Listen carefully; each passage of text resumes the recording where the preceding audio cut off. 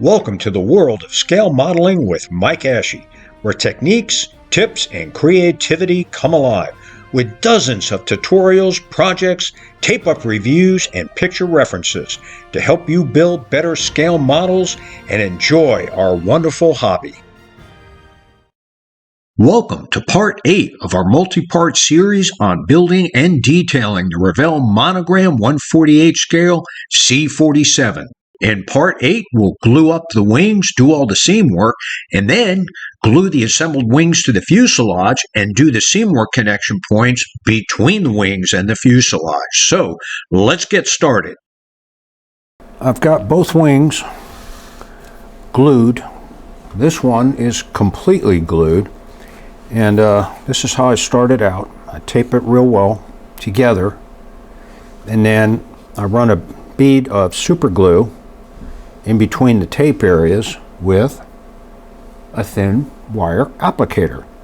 And what I do is I put a puddle of medium set super glue, which usually lasts about 5 minutes before it gets too sticky to use. And then I wipe it off and do another puddle. And I dip the tip in here and then run the bead right along here. You can usually get about 1/8 of an inch, and you just keep going back and forth and back and forth. And now that this is done, I can take the tape off and do in between the areas where the tape was. This one is done. And now I need to just sand and scrape it smooth and reshape the leading edge with a flexifile to make sure it's got that curve to it. So it's nice and solid. There's a little bit of flexing here, not much. And when I glue it to the center part of the wing, and that ledge sits up against this area here, it'll be really, really solid. So I'm real pleased with the interior supports that I put in place, and it's going to look pretty good. So, and I've also identified some areas where sometimes when you have this super glue on the tip of this wire, as you're moving back and forth, you'll get a drop on the wing, which is what this is here. And then I kind of screwed up here, but that's okay. I can sand that out. And same thing over here. The other thing is that there are some imperfections on the surface of the upper surface of this wing. I think these were caused by the fact that the kit parts were sliding around inside the box over time, and some of the plastic got scraped. So after I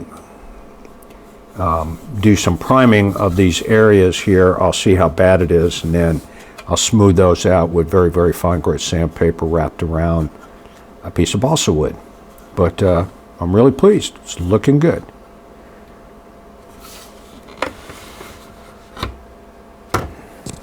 I've got the seam work on the wings just about complete, and came out pretty good.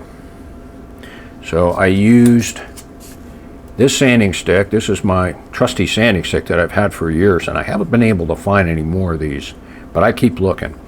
Anyway, so what I did was just lightly sand down along the leading edge and the trailing edge and get rid of the overflow of any super glue that was above or below where the seam line was.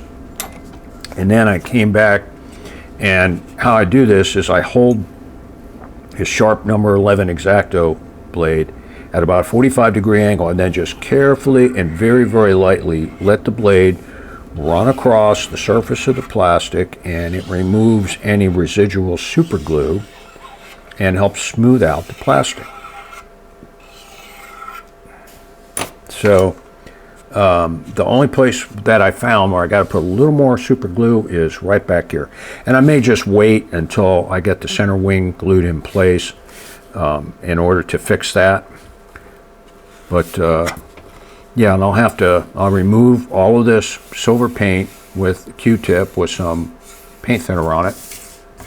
And then I'll use my trusty flexifile and restore the round shape, the round contour of the leading edge. Because it's got some flat spots on it, which is what you would expect from the sanding and shaping process. So you just carefully go across it like this, and it restores the round shape. And I always wet sand using these Flexifile sanding strips so that it doesn't clog the grit, and we'll be good to go.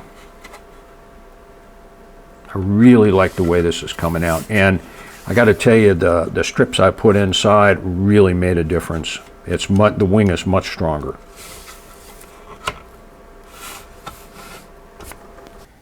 I've got the 2 outer wings glued to the center wing section, and came out pretty good.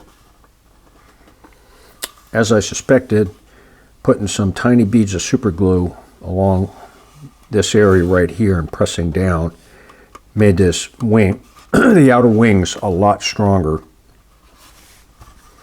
And so yeah, I gotta clean up here, here, and around here. And then once I prime it, I can fill those tiny gaps there with some white glue. Now I tested the fit on the fuselage, and there's a gap here, here, and on the top part in this area here. So once I get the fuselage glued together, I'll get a better feel for how bad the gap is and how much detail I'm going to lose.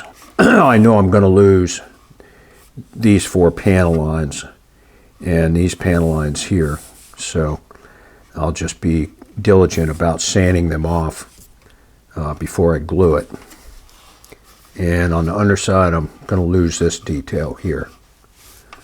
So, and on the back here, I think some of this will be okay, but we'll see. But the vast majority of the surface detail we'll be able to preserve. So, and the wings are fairly strong. So, let's get on to working on the fuselage. I've got the wings glued on, and it came out pretty good. And as I suspected, got some fit issues on the bottom here, right here, and I'm going to lose some of this surface detail. And back here, I'm going to lose some of this surface detail. So we'll see how it goes. So I did fill this with some evergreen strip stock. This area right here sealed very well with the medium set super glue. I haven't done anything here yet. I'm going to wait until I get the bottom done, and then I'll work on these 2 connection points between the wing and the fuselage fillets. So the side here is done. This side is done. These will be easy to fix. I'm going to lose some of this detail, but that's okay. We're still going to preserve the vast majority of the detail on the model. But we're ready to go ahead and start working on the seams, and I'll do this area back here first, then I'll move up here. So we'll get back with you when show you what this looks like when it's done.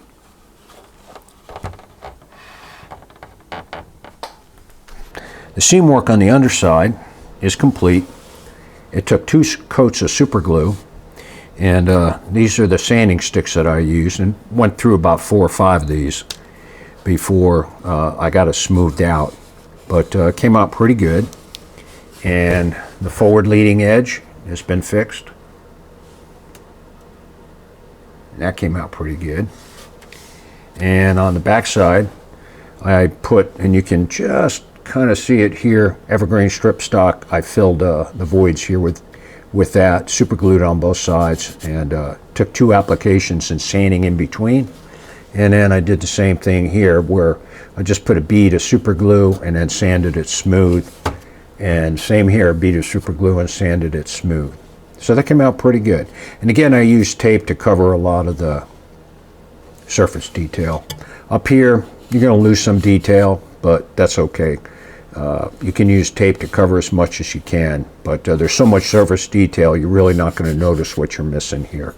Now on the upside, I had to use 2 sizes of evergreen strip stock, 0.010 by 0.060 and 0.015 by 0.060, and it filled in nicely on both sides here. And I used this tape to protect the surface, because sometimes super glue will splash off of these stiff wire applicators, and so this protected it, so I didn't have to worry about fixing glue splashes on the wings as well as fixing this seam line. So I'll use these small sanding sticks to sand down this seam line, and after I'm done and before I put silver paint on it to check it to see where I need to put more super glue, I'll show you how it looks.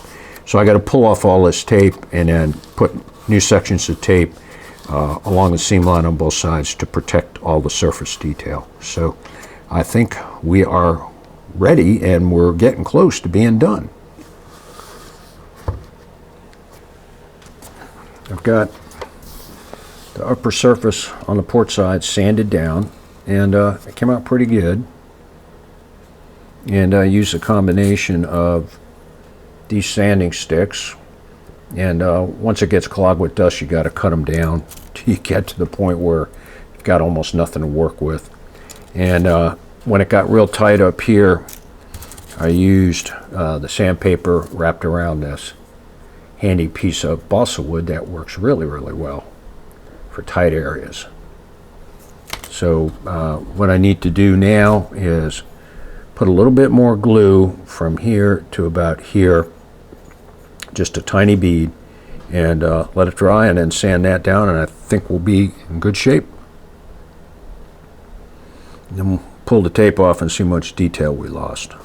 But it's looking pretty good so far.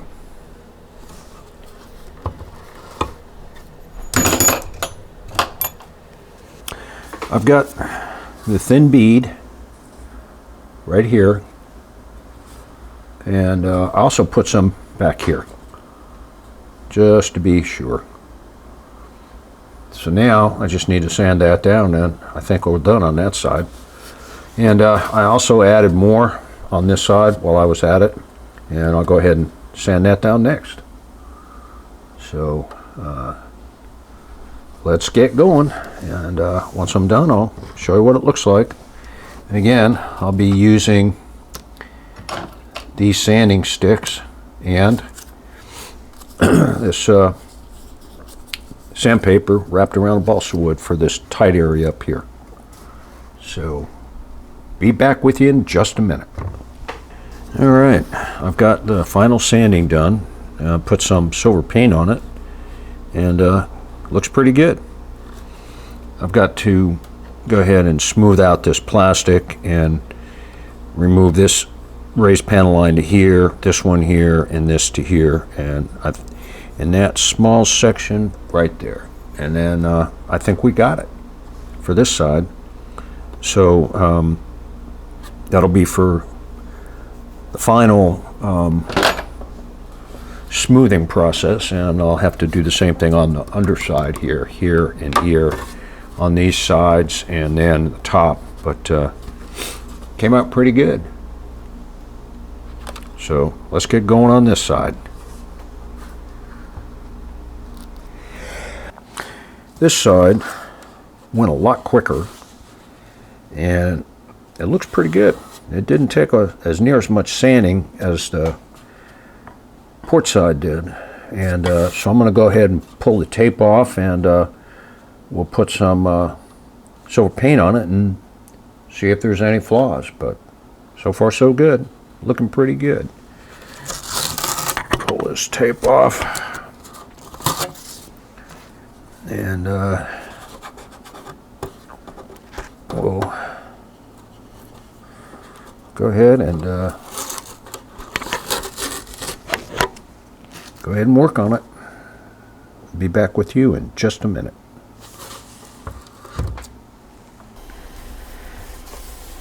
I've got the left side, starboard side, smoothed out, and came out pretty good. So I did this side first, then I did the port side, and then I smoothed out the plastic here and here.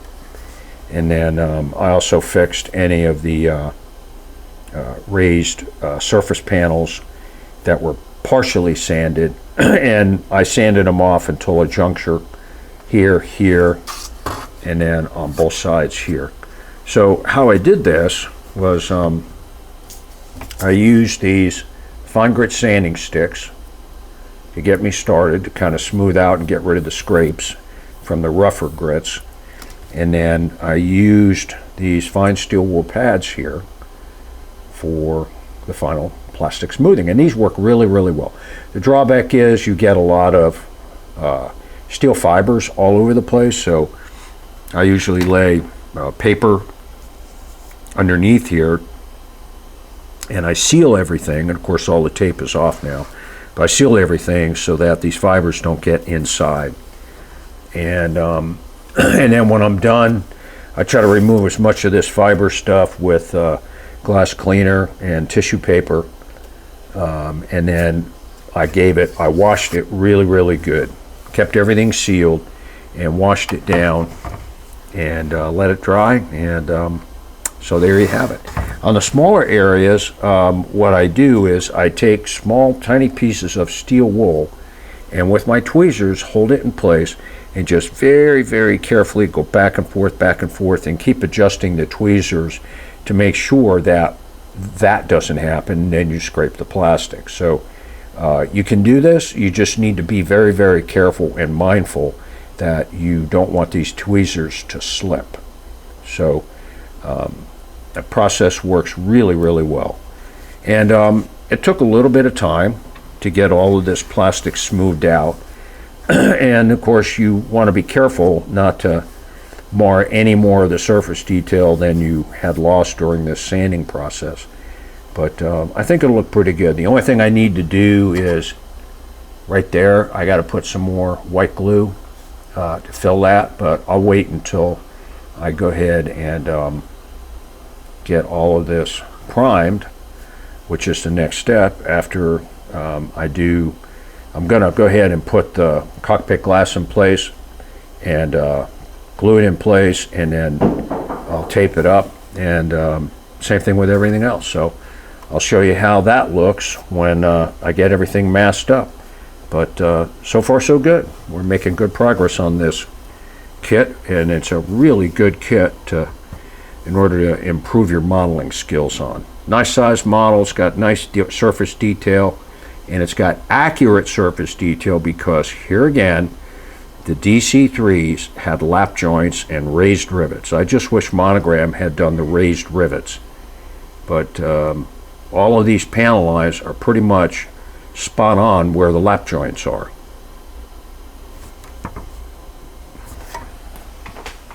This concludes Part 8 of Building and Detailing the Revell Monogram 148 scale C-47. And stay tuned for Part 9, where we do the finished color airbrushing, and then in our last video, which is Part 10, we're going to apply the decals, and we're going to do some weathering, and I'm going to demonstrate to you how I use pencil pastels and wedged makeup sponges to do all of my surface weathering.